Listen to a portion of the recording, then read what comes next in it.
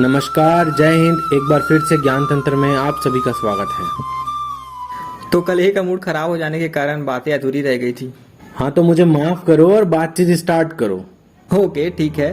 तो सवाल था कि बंगाल का विभाजन कैसे और क्यों हुआ, और गरम दल व नरम दल कैसे एक हुए। तो देश भर में बढ़ता राष्ट्रवाद देखकर अंग्रेजों को अपनी सत्ता की चिंता होने लगी। तो 1903 के समय भारत के वायसराय लॉर्ड कर्जन ने महसूस किया कि बंगाल में प्रबल राष्ट्रवाद की भावना जग चुकी है। और बंगाल कोई छोटा मोटा एरिया नहीं था। उस समय इसके अंदर अभी का बिहार, उड़ीसा, पश्चिम बंगाल व बांग्लादेश आते थे, जिस कारण कर्जन ने राष्ट्रवादी भावना को खत्म करने हेतु बंगाल विभाजन की योजना बनाई। ढाका में जाकर कर्जन ने वहां के मुसलमानों को भड़काया कि वो बंगाल के विभाजन के द्वारा एक मुस्लिम प्रांत बनाएगा, जिस पर सिर्फ मुसलमानों का प्रभाव होगा।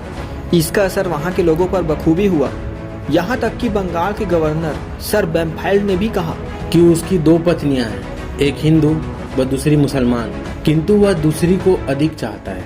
ये सर बैम्फाइल्ड का कहना था। इस तरह अंग्रेजों ने मुसलमानों को भड़काया और इससे वहां की जनता में एक अलग प्रांत का लालच आ गया। और सेपरेट इलेक्टोरेट सिस्टम मुसलमानों को देने का वादा कर कर्जन ने वहां के मुसलमानों की अलग प्रांत की कामना को आग दे दी। और इन सब से साफ था कि बंगाल के विभाजन का प्रमुख उद्देश्य हिंदू व मुस्लिम में भाईचारे का अंत कर फूट डालना था।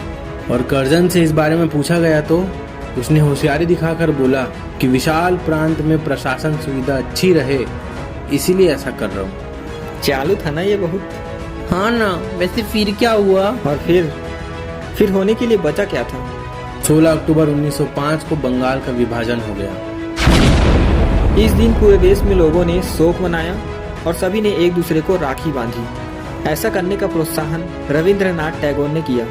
और इसी अलगाववादी भावना से प्रेरित होकर 1906 में आगा खां, सलीमुल्लाह खां और कुछ नेताओं ने मिलकर मुस्लिम लीग की स्थापना की। ऐसा नहीं है कि कांग्रेस ने इन्हें समझाया नहीं, बल्कि मोतीलाल नेहरू, चित्तरंजन दास, दादा भाई नौरोजी तुरंत इनसे मिलने गए और इन्हें समझाया। पर अंग्रेजों का प्रभाव बहुत तगड़ा था और मुस्लिम लीग बन ही गई। और कांग्रेस से मुस्लिमों का समर्थन छूटता ही रहा। और इन सब से देश में क्रांतिकारियों की गतिविधियां बढ़ने लग गई थी और कांग्रेस कमजोर होते जा रही थी। और साथ ही साथ कुछ हद तक हिंदू मुस्लिम एकता भी कम हो रही थी। हालांकि 1911 में आयोजित दिल्ली दरबार में बंगाल विभाजन को रद्द करने की घोषणा लॉर्ड हार्डिंग्स ने की, परंतु इस विभाजन के रद्द हो जाने के बाद भी अंग्रेजों द्वारा डाली गई फूट पूरी तरह से नहीं हटी।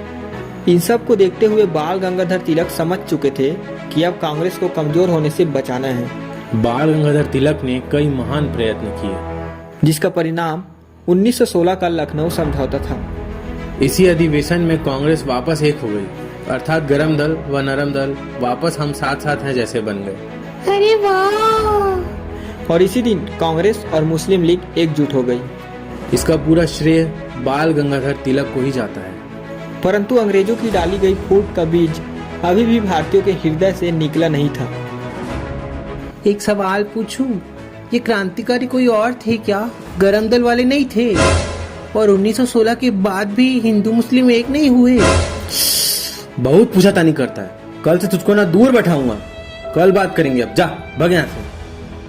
हाँ, तो अगर आप भी जानना चाहते हो कि क्रांतिकारी और उग्रवादी में क्या फर्क है और क्या हिंदू मुस्लिम वाकई एक हुए, तो बने रहिए हमारे साथ ज्ञान तंत्र की अगली वीडियो में।